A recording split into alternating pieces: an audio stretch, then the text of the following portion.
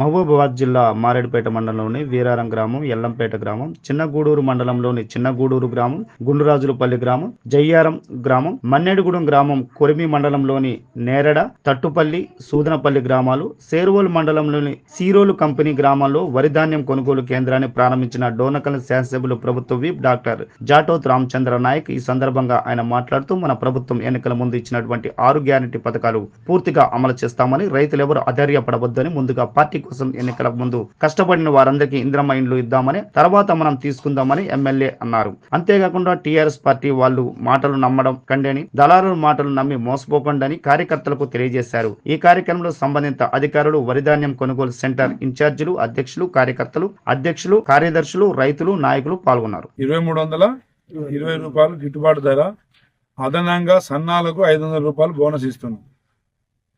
మరి కాంటాలు అయిన తర్వాత లోడ్ వెళ్ళిపోయినాక 48 అవర్స్ అంటే 2-3 రోజుల్లోనే మీ ఖాతాలలో మద్దతు ధర ఫస్ట్ మీ అకౌంట్లో పడతాయి. తర్వాత వారం రోజుల్లో 10 రోజుల లోపే మద్దతు ధర కూడా పడుతుంది. ఎందుకంటే ఒక కేంద్రం నుంచి ఎంత రైస్, ఎంత కాంటా అయింది, ఎంత లోడ్ అయింది, ఎంత అక్కడ మిల్లర్స్కి అప్పచెప్పారు, అదొక రికార్డ్స్ ప్రకారంగా డేటా వెళ్ళిన తర్వాత మీకు మద్దతు ధర కూడా పడుతుంది. ఆల్రెడీ మద్దతు ధర మొదట్లో కాంటాలైన వాళ్ళకు పడుతూనే ఉన్నాయి. సో ఎవరు అపోహలకు, అనుమానాలకు తావియాల్సిన అవసరం లేదు.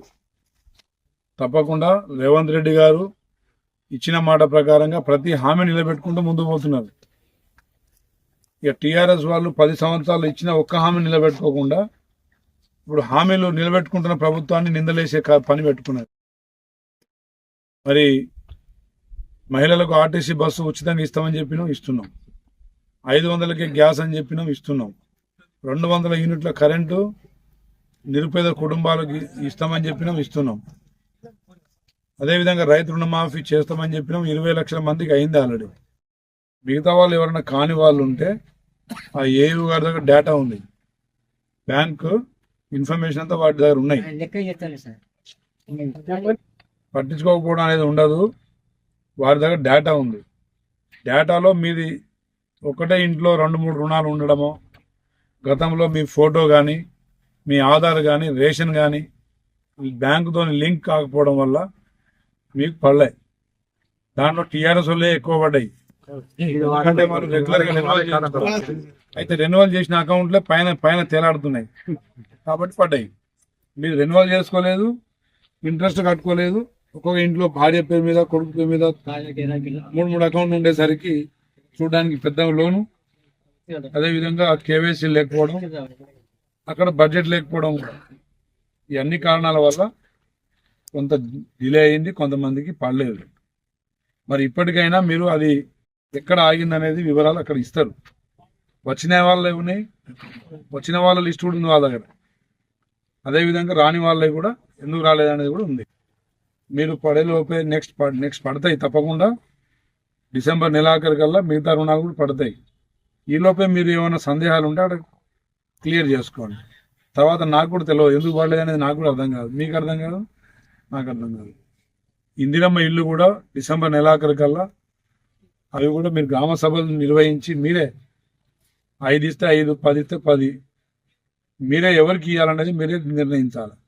కార్యకర్తలకు ఫస్ట్ రౌండ్లో వద్దు. నెక్స్ట్ ఇయర్ కూడా మళ్ళీ వస్తాయి. వచ్చే సంవత్సరం కూడా ఇంకో 3500 వస్తాయి. అంటే మీకోసం కష్టపడ్డలు ఉన్నారు కదా వెనుక, వాళ్ళకి ఇవ్వండి ఫస్ట్. పేదోడు ఎవరు వాళ్ళకి ఇవ్వండి, కట్టుకోగలగాలి. మళ్ళీ కట్టుకున్న ఇల్లుకి రాదు, లేకపోతే అసలు కట్టుకోలేకపోతే కూడా రావు. బేస్మెంట్ కింద, పుల్లెర్ కింద, స్లాబ్ కింద అని ఇస్తున్నారు. కాబట్టి కొత్తగా కట్టుకోవాల్సిందే, వాళ్ళు చెప్పిన కొలత ప్రకారం కట్టుకోవాల్సిందే. మరి వాళ్ళు కొంత అవసరం అయితే అదనంగా పెట్టుకోవాల్సిందే. సో అలాంటి వాళ్ళని గుర్తించి మీరే ఇవ్వండి. స్టార్టింగ్లోనే మరి కార్యకర్తలు తీసుకొని అనవసరంగా సామాన్యుని ఇబ్బంది పెట్టకూడదు. మనకు మొత్తం ఇక ఫ్యామిలీ కార్డు కూడా రాబోతా ఉంది. ఫ్యామిలీ కార్డులో మీకు రావాల్సిన పెన్షన్ కావచ్చు, వికలాంగుల పెన్షన్ కావచ్చు, వితంతు పెన్షన్ కావచ్చు, ఆరోగ్యశ్రీ పథకం కావచ్చు, అవన్నీ ఫ్యామిలీ కార్డుల డిజిటల్ కార్డులనే అన్ని ఎంటర్ చేస్తారు. ఆ ఎంటర్ చేసిన దాంట్లోనే మీ ఇంట్లో ఎంతమంది సభ్యులు ఉన్నారు, ఆ సభ్యులకు ఎవరెవరికి ఏమేమి పథకాలు వర్తిస్తాయి, మీ ఇంట్లో ఉద్యోగస్తులు ఉన్నారా లేరా, ఇవన్నీ దాంట్లో డేటా ఎంటర్ అవుతుంది. అది నేను ఇంకొకరు వచ్చి కొనుగోలు చేసిన తర్వాత రేషన్ కిరాణా షాపుల్లో సన్నబియ్యం ఇచ్చే కార్యక్రమం కూడా ఫిబ్రవరి మార్చ్ బడ్జెట్ సమావేశాల తర్వాత ఉంటుంది. కొత్త పెన్షన్లు కూడా బడ్జెట్ సమావేశాల తర్వాతనే ఉంటాయి. మిగిలిన మహిళలకు ఇస్తామని చెప్పినవి కావచ్చు, పెన్షన్లు పెంచుతామని చెప్పినవి కావచ్చు, ఇవన్నీ మార్చ్ బడ్జెట్ సమావేశాల తర్వాత మిగతా పథకాలు కూడా ఒక్కొక్కటిగా అన్నీ మనం ఇచ్చిన హామీలన్నీ మొదటి సంవత్సరమే నిలబెట్టుకుంటున్నాం. ఈ రోజుకి 53,000 ఉద్యోగాలు ఇచ్చినాం. వాళ్ళు 10 సంవత్సరాల్లో కూడా ఇయ్యలే, మనం 10 నెలల్లో ఇచ్చినాం. ఈరోజు ఈనాడు పేపర్ చూడండి, ఏ శాఖల్లో ఎంత ఇచ్చినామో కూడా చెప్తున్నాడు. 16,000 కానిస్టేబుల్, 16,000 కానిస్టేబుల్ ఉద్యోగాలు, 8,000 గురుకుల పాఠశాలల టీచర్లు, 11,000 టీచర్లు డిఎస్సి నియామకాలు, 6,400 నర్సింగ్ స్టాఫ్లు, ఏపీపీఎస్సీ ద్వారా టీఎస్పీఎస్సీ ద్వారా 600 ఉద్యోగాలు, అట్లా మొత్తం 53,000 ఉద్యోగాలు భర్తీ చేసినాం. విద్యార్థులకు మెస్ ఛార్జీలు పెంచినాం. ఓకే, మన గ్రామాలలో ఏఎస్ఎస్సీసీ రోడ్లు దాదాపు 150 కోట్ల వర్క్ మన డోర్నకల్కి ఇచ్చినాం. ఆల్రెడీ 150 కోట్ల మాట ప్రకారంగా ప్రతిదీ చేసుకుంటూ పోతుంది. ఇయ్యని మాటలు కూడా చేసుకుంటూ పోతుంది. మరి రేవంత్ రెడ్డి గారిని బదనాం చేస్తే మళ్ళీ గద్దెనెక్కొచ్చు, మళ్ళీ మెక్కొచ్చు అని చెప్పి వాళ్ళు ప్లాన్ చేస్తున్నారు. కాబట్టి దయచేసి గ్రామాలలో అసత్య ప్రచారాలకు తావియకుండా మీరు కూడా ఇల్లు రావాలనుకున్నా, పెన్షన్ రావాలనుకున్నా, ఏది పెట్టినా కాంగ్రెస్ పార్టీ